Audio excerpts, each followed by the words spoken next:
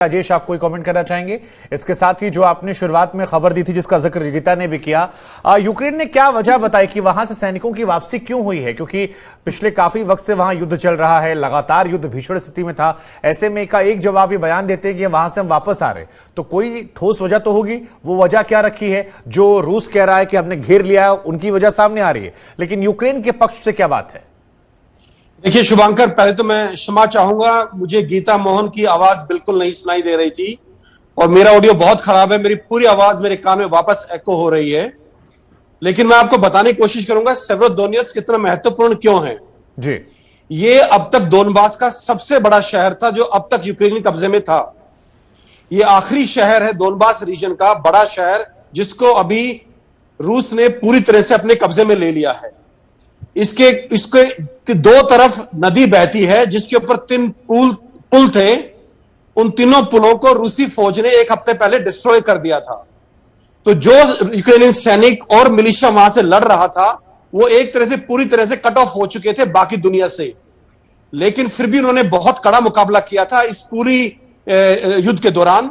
लेकिन पिछले 5-6 दिन से ज़ेलेंस्की का भी बयान आया कि it is a hellish fight, नरक जैसी लड़ाई है ये, और लगातार उन पे काफी बड़ी बमबारी हो रही थी आर्टिलरी की।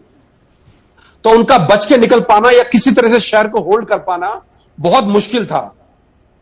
शहर के आउटस्कर्ट्स में एक केमिकल प्लांट है अजोत, जहां पर ये सैनिकों ने मोर्चा संभाल रखा था और कुछ सिविलियंस ने भी शरण ले रखा थी। लेकिन अभी उस मोर्चे को संभाल पाना या वहां से लड़ पाना लगभग नामुमकिन हो गया है, क्योंकि कोई भी रसद इन सैनिकों के पास नहीं पहुंच रही है। और इसके मद्देनजर आज सुबह, शुक्रवार की सुबह, जो लुगांस के गवर्नर हैं यूक्रेन के, उन्होंने, और जो मिलिट्री स्पोक्स पर्सन है उन्होंने ये घोषणा की है कि हम उस पूरे इलाके से अपने सैनिकों को वापस खींच रहे हैं, उन्हें बाहर निकाल रहे हैं। उसी के रिएक्शन में रूस ने बोला है कि उनको हमने बाहर नहीं निकलने देना है, और 2000 के लगभग सैनिक जो सेवेरोडोनेत्स्क के मोर्चे संभाले हुए थे उनको हमने घेर लिया है। तो देखिए आने वाला वक्त बताएगा कि ये सैनिक, यूक्रेनी सैनिक, निकल पाते हैं या नहीं निकल पाते, या इनका वही हश्र होगा जो मरियापोल में अज़ोवस्ताल स्टील प्लांट के अंदर जिन यूक्रेनी सैनिकों ने मोर्चा संभाल रखा था उनका हश्र हुआ था। यह आने वाले 24 घंटे में बिल्कुल क्लियर हो जाएगा। जहां तक यूक्रेन की कैंडिडेसी का सवाल है कि उन्हें कैंडिडेट का स्टेटस दे दिया यूरोपियन यूनियन ने, देखिए ये अपने आप में सिर्फ एक सांकेतिक चीज है।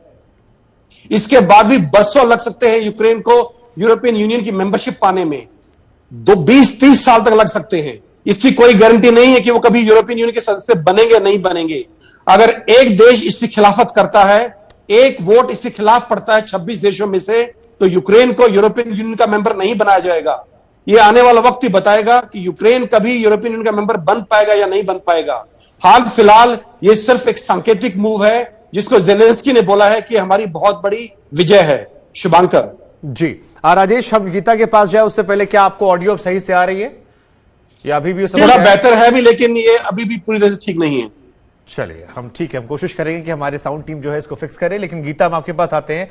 2 खबरें आज और भी बड़ी आई जिससे शुरुआत भी अपने कार्यक्रम में की थी। एक पहली खबर यह थी कि रूस पर हमले ड्रोन के जरिए यूक्रेन ने किए हैं कुछ जगहों पर, जिसको लेकर क्लेम तो नहीं किया गया लेकिन ऐसे हमले आए हैं। दूसरी खबर यह भी आई थी कि रूस ने प्रतिबंधित फास्फोरस बम का इस्तेमाल किया है और इसको लेकर भी काफी चर्चाएं बढ़ रही हैं। अब युद्ध के जब हम 4 महीने बाद बात कर रहे हैं और यह खबर आती है कि 30 फास्फोरस बम दाग दिए गए, तो क्या ये केवल इंफॉर्मेशन वॉरफेयर का हिस्सा है, या जो आप लगातार कह रही हैं कि नहीं, बीते कुछ दिनों में इंटेंसिटी जो है वो ज्यादा बढ़ गई है और इस वजह से हमलों की रफ्तार या प्रतिबंधित चीजों का इस्तेमाल बढ़ना हो सकता है? देखिए शुभांकर, थैंकफुली राजेश का आवाज मुझे तो आ रहा है, एटलीस्ट मैं उनके जवाब को सुन पाई। लेकिन अगर हम इसकी बात करें, बॉम्ब्स की बात करें, तो बैंड मटेरियल यूज करना और उसको एक्सेप्ट करना कोई देश नहीं करेगा। रूस ने पहले से कह रखा है, जब रिपोर्ट्स आ रहे थे कि केमिकल वेपन्स यूज किया है रूस ने, तब भी रूस ने कहा कि उन्होंने ऐसे कोई वेपन्स नहीं यूज किए हैं जो इंटरनेशनल रूल्स और लॉज के खिलाफ जाते हैं या वायलेट करते हैं कन्वेंशनल वेपन्स के अग्रीमेंट्स को। लेकिन और ये रिपोर्ट्स हम तब भी सुनते आ रहे थे जब मारिउपोल में अटैक्स सुने थे। यहाँ तक कि हमने बहुत सारे रिपोर्ट सुने थे कि केमिकल वेपन्स यूज किए गए हैं मारिउपोल में, जहां पर हम रिपोर्टिंग कर रहे थे उस वक्त, और हमें जहां पर हम थे वहां पर ऐसा कुछ नहीं नजर आया, क्योंकि अगर केमिकल वेपन्स यूज हुए होते तो हमें उसका जो इम्पैक्ट है वो सीधे सीधे नजर आता लोगों पर, तो हमें नजर नहीं आया था। लेकिन अगेन ये हम कंफर्म और डिनाई कर नहीं सकते हैं, क्योंकि दो स्टेट्स के बीच लड़ाई है और दो स्टेट्स क्लेम और काउंटर क्लेम कर रहे हैं। तो ये यूक्रेन का क्लेम है, रूस रिजेक्ट करता आ रहा है। शुभांकर, हम इसी तरीके से इसको रिपोर्ट कर सकते हैं, क्योंकि हमने न्यूट्रल तो कोई हो नहीं सकता वॉर में, लेकिन एटलीस्ट फैक्चुअल हो सकते हैं, ट्रूथफुल हो सकते हैं, और उस सच्चाई को बयां करते वक्त हमें ये देखना होगा कि क्लेम्स और काउंटर क्लेम्स क्या है। तो इसलिए हम यही बता सकते हैं कि हाँ, यूक्रेन कह रहा है कि फॉस्फोरस बॉम्ब्स इस्तेमाल किए हैं और रूस रिजेक्ट कर रहा है उन सारे क्लेम्स को। इसके अलावा अगर हम कॉन्फर्मेशन ढूंढने चले, जब तक हम ग्राउंड में जाके खुद देख ना ले किस तरीके का डैमेज डिस्ट्रक्शन हुआ है जिसमें ऐसा लगता हो, क्योंकि कन्वेंशनल वेपन्स और अनकन्वेंशनल केमिकल वेपन्स यूज करने में बहुत फर्क है, उसमें लोगों पर जो असर होता है वो ही नजर आ जाता है आपको, तो हमने वो देखा नहीं है। इसलिए हम कंफर्म और डिनाई नहीं कर सकते, लेकिन ये जरूर कह सकते हैं कि हाँ, यूक्रेन काफी समय से कहता आ रहा है कि रूस chemical weapons, phosphorus bombs use कर रहा है और रूस उसे डिनाई करता आ रहा है। जी राजेश, एक खबर यह भी आई है कि $30 तक जो छूट है वो तेल में रूस भारत को देने वाला है। तो भारत के लिहाज से ये कितनी बड़ी खबर आती है, कि खबर ये भी आ रही है कि भारत ने रिकॉर्ड खरीदारी कर ली है। तो भारत के लिहाज से तो चीजें अच्छी चल रही हैं, आप यहां खरीद रहे हैं, ये भी कहा जा रहा है जैसा आपने पहले बताया था कि हम उसे एक तरफ से खरीदेंगे और दूसरी तरफ बेच भी सकते हैं, और तमाम छोटे देश जो है नजरें बनाए हुए हैं। तो इस युद्ध के नुकसान तो हैं, लेकिन क्या ये युद्ध अप्रत्यक्ष तौर पर थोड़ा थोड़ा फायदा भी दे रहा है? देखिए शुभांकर, पहले मैं जो चीज आप बात कर रहे थे, गीता मोहन ने इसका जवाब दिया फॉस्फोरस बॉम्ब्स के ऊपर, बीइंग अ मिलिट्री मैन मैं उसका थोड़ा क्लियर कर दूं। इंटरनेशनल कन्वेंशंस एग्जिस्ट करते हैं on the use of chemical, biological and nuclear weapons. जो जिनेवा कन्वेंशंस है इन वेपन्स के यूज के ऊपर, फॉस्फोरस बॉम्ब्स के बारे में उनका यह कहना है कि आप इनको रेजिडेंशियल एरियाज पे यूज नहीं कर सकते, जबकि इनके ऊपर किसी प्रकार की कोई पाबंदी नहीं है इंटरनेशनल कन्वेंशंस में मिलिट्री टारगेट्स के ऊपर यूज करने के लिए।